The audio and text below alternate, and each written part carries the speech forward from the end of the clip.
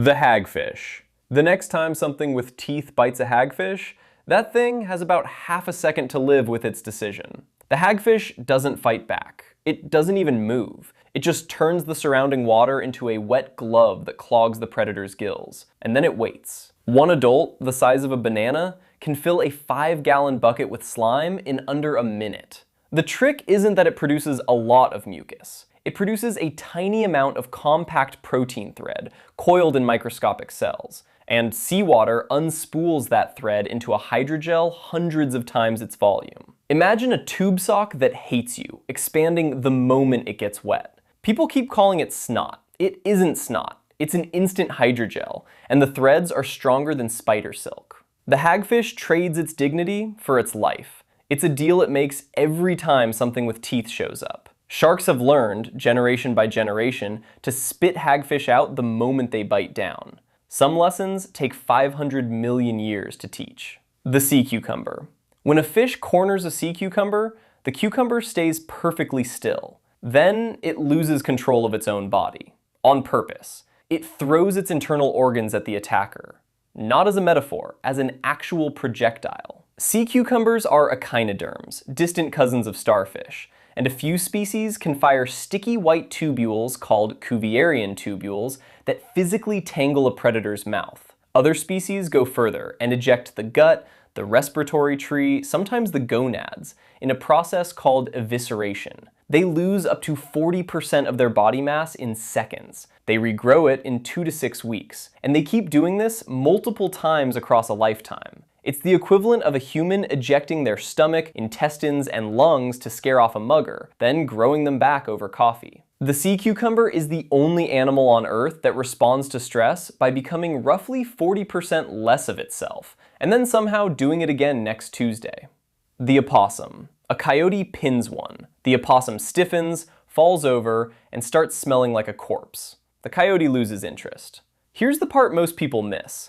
The opossum isn't acting. It physically can't move for up to 4 hours, even if you carry it home in a sack. The state has a name, thanatosis, and the technical version is bleak. The animal's nervous system overloads and shuts down. Heart rate drops to almost nothing. Body temperature plummets. Anal glands release a foul greenish fluid that mimics decomposition. The animal is, by every signal a predator checks, freshly dead. Predators read 3 things: sight, smell, and behavior, and the opossum produces all 3 at once. Most carnivores won't eat carrion they didn't kill, so the trick works on almost everything. Most animals fight or flee. The opossum strategy is to faint so hard the predator files a death certificate. If you're enjoying these animal deep dives, I post new ones regularly. Subscribing really helps. Thanks. The hairy frog. Pick one up. Squeeze it. It will, on purpose, fracture the bones in its own toes. The bone shards puncture out through the skin and become claws. Real ones. The hairy frog lives in fast-moving Cameroonian streams, and males grow whisker-like skin filaments along their flanks during breeding season, which is where the name comes from. Despite the name, those filaments aren't hair at all. Turns out they're vascularized skin tissue, working like external gills, helping males breathe while they guard eggs in oxygen-poor water. The defense itself is pure biomechanics. A muscle attached to a sharpened bone nodule contracts hard, snapping a connective ligament. The bone forces its way through the toe pad. There's no sheath, no retractable mechanism, just bone, on demand. Snap, then puncture, then a working claw, all inside one panicked second. The frog grows its weapon by destroying its own foot. The hairy frog pays the same price the hagfish does, just in bone instead of mucus. The hairy frog is what happens when nature skips the part where the weapon comes pre-installed. The pangolin. A lion finds one. The lion is 100 times heavier and built to kill Cape buffalo. The lion gives up. The pangolin is the only mammal on Earth covered head to tail in keratin scales, the same protein as human fingernails, but layered like roof tiles. When threatened, it curls into a ball with the head tucked underneath and a razor-edged tail wrapped over. The gap. Adult predators have been observed batting one around for hours and walking away hungry. The scales are sharp on the trailing edge. Lions trying to pry the ball open often slice their own paws or muzzles open in the process. The geometry does the work. The harder a predator presses, the tighter the ball gets. 2 mm thick scales covering a 50-pound animal, resistant to a lion's bite force of around 650 psi. Despite the scales, pangolins aren't reptiles. They're mammals. They give birth to live young and nurse them. The pangolin's armor doesn't come free. Every scale is keratin. Its body had to grow instead of muscle. Lions can drop Cape buffalo and run down zebras at full sprint, but the world's biggest cats have been quietly outsmarted by a curled-up pine cone with anxiety. Armor isn't always a shell. Sometimes it's a willingness to ruin yourself faster than the predator can. The Malaysian Exploding Ant. A larger ant invades the canopy nest. A worker rushes the intruder, climbs onto its back, and contracts every muscle in its abdomen at once. The ant doesn't bite, it bursts. A bright yellow toxic glue erupts from its body and covers the attacker. The species is Colobopsis explodens, and it lives in tree canopy nests in Southeast Asian rainforests. The exploding workers are a specialized caste called soldier miners, and the glue is a sticky, toxic cocktail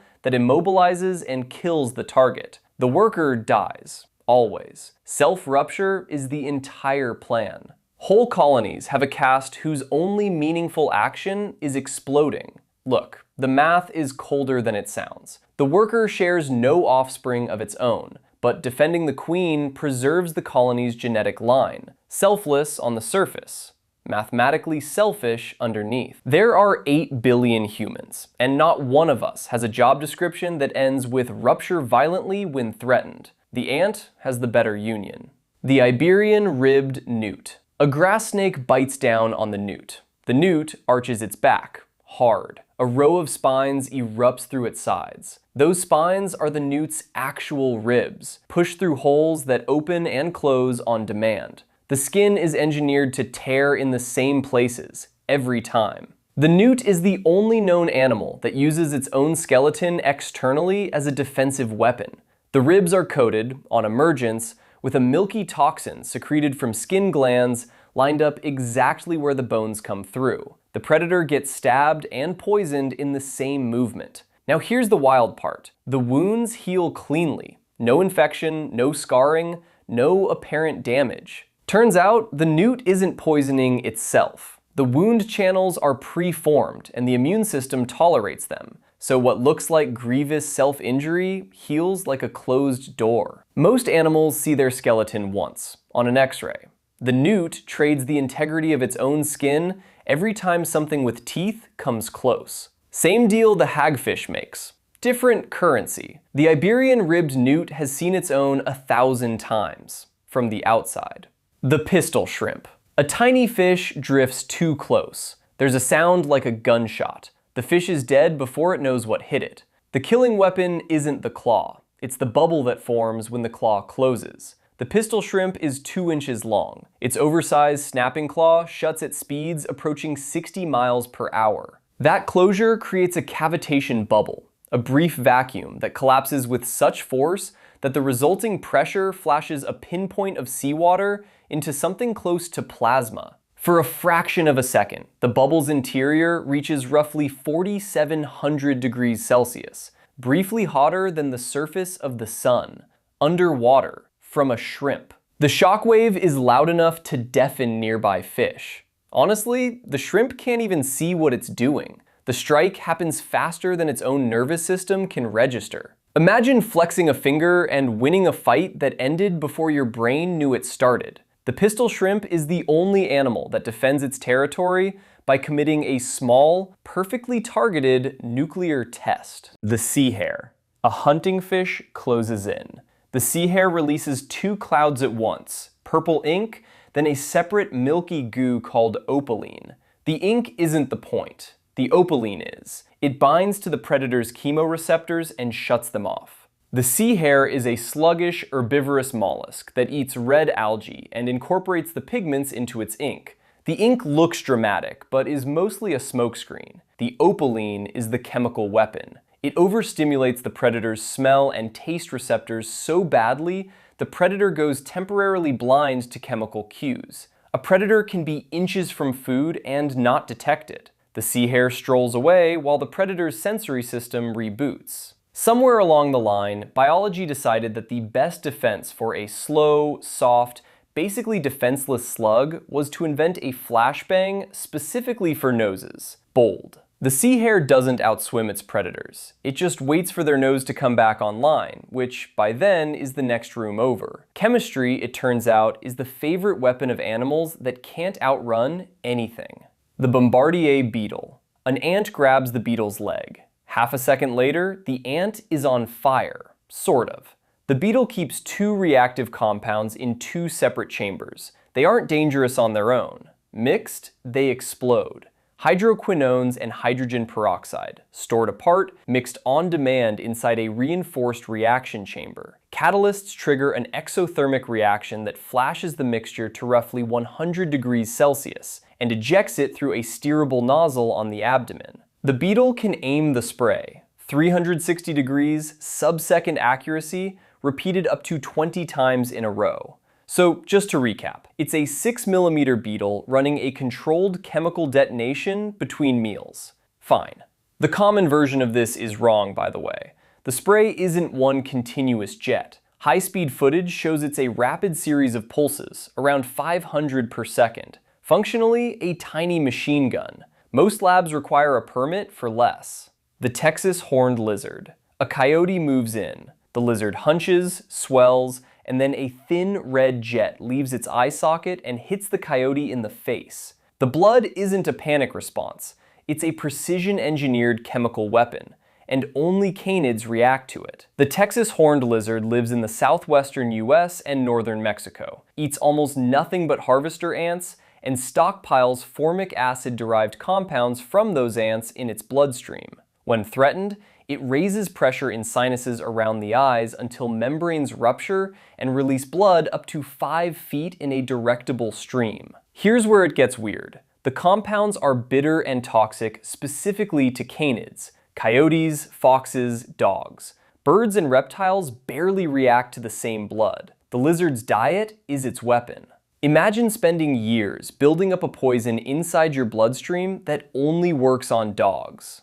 Bold. The Texas horned lizard's body has decided that the safest place to keep a chemical weapon is inside itself, and the cleanest exit route is through its eyes. The hagfish trades dignity. The frog trades bone. The newt trades skin.